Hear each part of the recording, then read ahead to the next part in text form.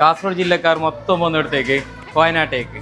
അപ്പോൾ നമ്മൾ എന്ത് ചെയ്യണം, കാസർഗോട്ടുകാർക്ക് എല്ലാവർക്കും വയനാട്ടേക്ക് എത്തണം എന്നിട്ടില്ലല്ലോ. അതുകൊണ്ട് നിങ്ങൾക്ക് വേണ്ടിയിട്ട് നമ്മൾ കാസർഗോഡ് ജില്ലയിൽ മേൽപ്പറമ്പിൽ പോത്തുംകാല് കൊണ്ടതിൻ്റെ ഉണ്ട്.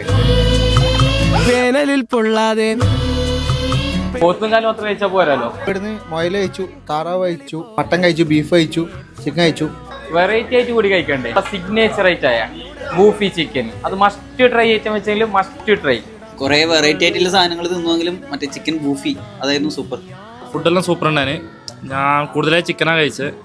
ചിക്കൻ ബൂഫി അടിപൊളി ഉണ്ടായിന്. പിന്നെ ജോർദാനും രക്ഷയുണ്ടായിട്ടാ.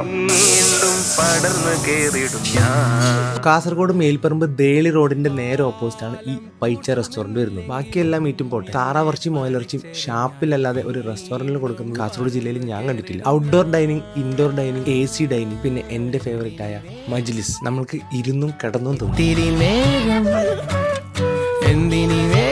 മട്ടൻ ജോർദാനി, ചിക്കൻ ജോർദാനി, rabbit roast, beef masala, duck roast, beef brain, chicken ബൂഫി, ഇവിടുത്തെ സ്പെഷ്യൽ അൽഫാം, ചിക്കൻ വിങ്സ്. പിന്നെ കാസർഗോഡ് ജില്ലയിൽ ഫസ്റ്റ് ടൈം ബീഫ് പോത്തുംകാൽ വിത്ത് അൺലിമിറ്റഡ് റൈസ് ആണ് ഇവിടെ പ്രൊവൈഡ് ചെയ്യുന്നത്. ഈ പോത്തുംകാലും അതിന്റെ മസാലയും ഒരു മസ്റ്റ് ട്രൈ ഐറ്റം. മസാല എല്ലാം വെറൈറ്റി ഉണ്ട്, എല്ലാത്തിലും ഒരു പ്രത്യേക ടേസ്റ്റ്. അൽഫാം കഴിച്ചാൽ ബാക്കിയെല്ലാം കഴിച്ചതിനെക്കാട്ടിയും കുറച്ചും കൂടി വെറൈറ്റി മസാലയായിട്ട് തോന്നി. ഇപ്പൊ ഭയങ്കര ചൂടല്ലേ, നല്ല തണുത്ത ലൈം പിടിച്ച്